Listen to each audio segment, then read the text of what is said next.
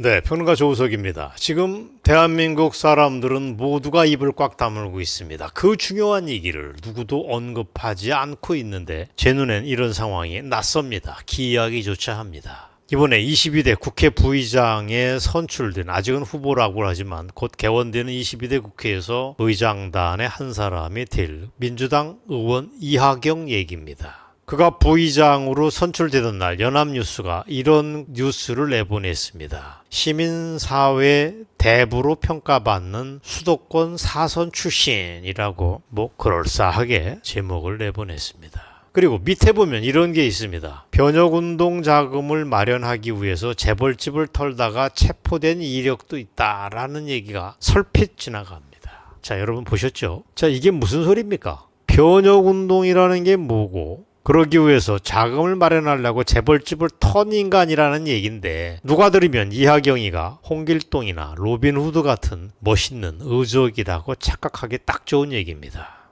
지금 사진에 나가지만 홍길동, 로빈후드, 이하경이 동급이라는 얘기입니까? 저는 이해할 수가 없습니다. 동의할 수가 없습니다. 연합뉴스라는 게 뭡니까? 명색이 국고 보조를 받는 곳입니다. 그래서 국가기관통신사라고 하는 법적 지위가 있는데도 이렇게 좌빨 정치인을 포장을 열심히 해주고 있습니다. 옛날에 운동권 정치인들이 했던 행위를 무슨 변혁운동이라고 이렇게 쉴드를 쳐주는 게 어디 있습니까? 자, 그러면 그때 벌어졌던 실제 상황이 뭔가를 오늘 살펴보도록 하겠습니다. 그 방송을 보고 많은 사람들이 경악을 했습니다. 제 주변 사람들은 다 저랑 비슷해서 그런지 몰라도 그야말로 충격 그 자체다. 어떻게 사람들이 모르고 있냐? 아무도 입 닫고 있냐고 정말 분기탱천하는 모습을 봤습니다. 자, 스토리는 이렇습니다. 박정희 대통령의 유신 말기 무렵인 1970년대 후반에 난민전, 남조선 민족 해방전선, 난민전이라고 하는 공산주의 운동 조직이 있었습니다. 이 사람들은 놀랍게도 월남의 베트콩 같은 역할을 대한민국에서 하기를 꿈꿨습니다. 대한민국 안에서 베트콩처럼 무장혁명을 꿈꿨습니다. 베트콩이 뭡니까? 공산월맹에 동조하는 민족주의 그룹 내지는 불구죽죽한 무리들의 모임 아니었습니까? 그래서 자유월남을 전복시키자는 게 베트콩의 꿈이었습니다. 근데 그런 꿈을 난민전이라는 간판을 들었던 친구들이 꿈을 꿨습니다. 그래서 이 난민전의 무리들이 1980년대 주사파 운동권의 선배라고 보시면 됩니다. 1970년대 이전에 이른바 운동권이라고 하는 건 굉장히 소박했었는데 80년대에 직업혁명가들의 움직임하고 비슷하게 흘러가는 중간 지점에 난민전이라고 하는 이상한 한국 사회에 아주 돌연변이가 등장을 하는데 얘네들이 바로 그렇습니다. 자, 얘네들이 베트콩 같은 조직을 꿈꿨다라고 하는 얘기를 혹시 평론가 조우석이 만들어낸 얘기 아닌가? 아닙니다. 난민전의 깃발을 보시면 됩니다. 난민전의 깃발을 지금 보시겠지만 북한 국기랑 똑같습니다. 그걸 약간 변형을 시켰습니다. 자, 이 사진을 보시면 됩니다. 그리고 지금부터 보시는 건 뭐냐면 공산월맹의 깃발을 본태가지고 베트콩 깃발을 만들었지 않습니까? 그 베트콩 깃발하고 난민전 깃발하고는 똑같습니다. 그러니까 난민전이라고 하는 건 북한 국기를 본따서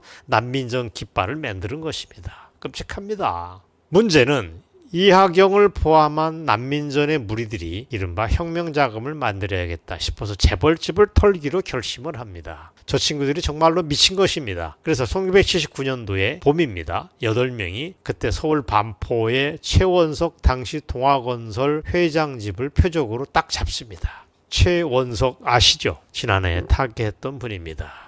그분을 실제로 텁니다. 강도짓을 합니다. 식칼을 들고. 그래서 당시 27살 이하경과 25살 차성환이 선두에 섭니다. 27살 이하경, 25살 차성환은 지금 나이로 따지면 저랑 아주 흡사합니다. 제가 지금 60대니까 이 친구들도 지금 60대 후반 내지는 70대 초반쯤 됐을 것입니다. 이 자들이 정말로 강도짓을 합니다. 그래서 당시 멤버인 차성환이 그렇게 회고를 합니다. 이 사람의 수레에 따르면 자기하고 이하경이가 현관문을 들고 들어갔더니 경비원이 제지를 했다. 그래서 몸싸움이 벌어지는 와중에 내 과도로 경비원을 찔렀다. 그러니까 강도짓을 정말로 한 것입니다. 근데 현장에서는 자기는 도망가고 이하경만 붙잡혔다는 수레를 합니다. 이걸 종합해서 보면 이하경은 강도 상해 전과자 이상도 이하도 아닙니다. 더 쉽게 얘기하면 날강도라는 얘기입니다.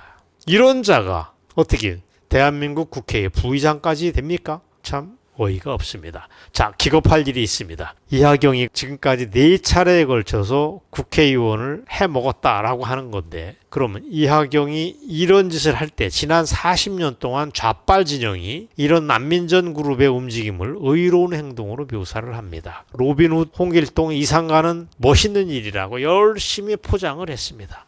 포장을 한 사람이 한두 명이 아닙니다. 그중에 대표적인 사람이 12년 전 총선 때 조국혁신당의 대표로 있는 조국이었습니다. 조국 사진을 보시겠지만 그자가 서울대 교수 신분으로 그때 글을 씁니다. 그걸 오늘 공개를 하겠습니다. 이렇게 씁니다. 자, 자막으로 보시겠습니다. 그야말로 유치찬란합니다. 눈뜨고 못 봐주겠습니다. 이하경은 강도입니다. 독재 권력에 맞서 민주주의를 되찾아오려 했던 강도입니다. 이런 포장을 쳐도 분수가 있지. 미친 거 아닙니까? 그 다음 이어지는 문장을 보실까요? 피로얼룩진. 그의 민주화 투쟁에 대한민국은 민주화 유공자라고 하는 자격을 주었습니다. 여러분 어떻게 생각하십니까? 조국이라고 하는 사람의 얼치기 삼류 시민의식이 저는 정말 기도 안 찹니다. 아직도 나이가 얼마나 처먹었는데 아직도 이런 말도 안 되는 발상을 하고 있다는 것 자체가 측은합니다. 유공자란 뭐냐? 노무현 시절에 난민정 관련자들을 민주화 유공자로 인정한 것을 얘기를 합니다. 그래도 그렇지 어떻게 뻔뻔하게 이렇게 국민을 향해서 말도 안 되는 짓거리를 하는지 정말 이해가 안 됩니다. 그거는 놀랍게도 이하경이가 선거철만 되면 돌리는 두툼한 선거 공보지에 버젓하게 나왔던 얘기입니다. 문제는 지금 상황이 저는 12년 전보다 더 나빠졌다고 봅니다. 그때 우리가 열심히 이하경을 두드려 패고 국회로 들여보내지 않았다면 지금 국회 부의장까지 되는 일은 없었을 것입니다. 그리고 그때 12년 전에는 조국 같은 친구들이 나서서 이하경이를 의적으로 포장을 해주지 않으면 안 됐던 상황이었습니다. 근데 지금은 아무도 그런 얘기를 하지 않습니다. 모두가 눈만 꾸벅꾸벅 하고 있습니다. 강도 상해죄가 있는 반국가 사범이 이하경이라고 하는 이번에 새 국회 부의장인데 이게 말이 됩니까? 라고 얘기를 해야 되는데 아무도 그런 얘기를 안 합니다. 저는 이 나라가 갈 때까지 간 증거라고 봅니다. 자, 오늘 다시 한번 생각해 보겠습니다. 많은 젊은 사람들에게 세상은 부조리의 도가니일 수 있습니다. 나는 열심히 하는데 뭔가 기회가 오지 않으면 그런 울분을 품는 거 전 이해할 수 있습니다. 특히 가난한 사람들에게는 그러할 수 있습니다. 이하경도 빈농의 아들이었다고 합니다. 그래서 세상의 모순에 분노해서 저런 짓거리를 했다고 이해는 할 수 있습니다. 거기까지는 이해 못할 게 아닙니다. 방향이 잘못됐다는 꾸중을 우리는 할 수 있습니다. 저는 불행하게도 이하경이라고 하는 친구가 저랑 완전히 동년배니까 그 사람이 느끼는 모순의 원인을 잘못 파악했다고 봅니다. 그래서 잘못된 증오의 총칼을 들었다고 봅니다. 특히 이하경이가 대한민국에 문제가 있다고 하는 생각에서 국가 전복을 꿈꿨다고 하는 건 용서 못할 범죄 행위라고 봅니다. 그리고 끝내 뭐로 갔습니까? 종북으로 치달은 거 아닙니까? 북한이라고 하는 인류 최악의 거대한 악을 추종하는 다리 역할을 했습니다. 이하경이라는 사람 얼굴을 보시지만 그렇게 사악한 사람으로 보이지는 않습니다. 나름대로 선한 구석이 없지 않지만 그러나 죄는 용서할 수 없습니다. 지역사회에 젊었을 때의 짓을 반성하고 뭔가 책임있는 중년, 노년의 삶을 살면 누가 뭐라고 안 할 텐데 이하경의 삶은 그렇지가 않았습니다. 그때 강도 짓거리를 하고 국가를 전복하려고 했던 행위를 토대로 해서 그걸 미천으로 해서 지금 명예와 돈을 다 누리고 삽니다. 이게 말이 됩니까? 민주화 보상금으로 수십억을 땡긴 거로 알고 있습니다. 국회의원을 4번이나 해먹었습니다. 그리고 이렇게 거룩한 국회 부의장까지 올라왔습니다. 저는 이하경 당신이 입이 10개라도 할 말이 없다고 봅니다. 뭐라고 변명을 해도 당신은 그 자리가 어울리는 자리가 아닙니다.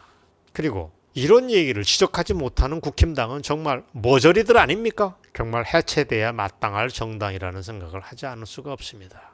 저는 지금 국힘당 따위의 문제점을 얘기하고 싶지 않습니다.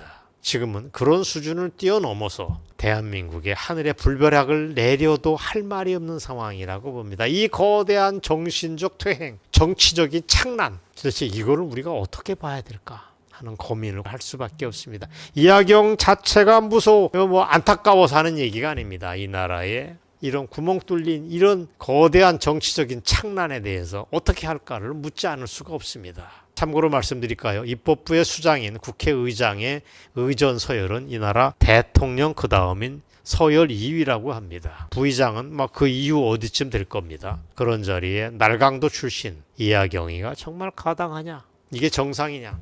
하는 걸 묻습니다. 22대 국회의 앞날이 정말 두렵다 하는 얘기를 오늘 그 판단을 반복을 하겠습니다. 오늘 방송 여기까지입니다. 감사합니다.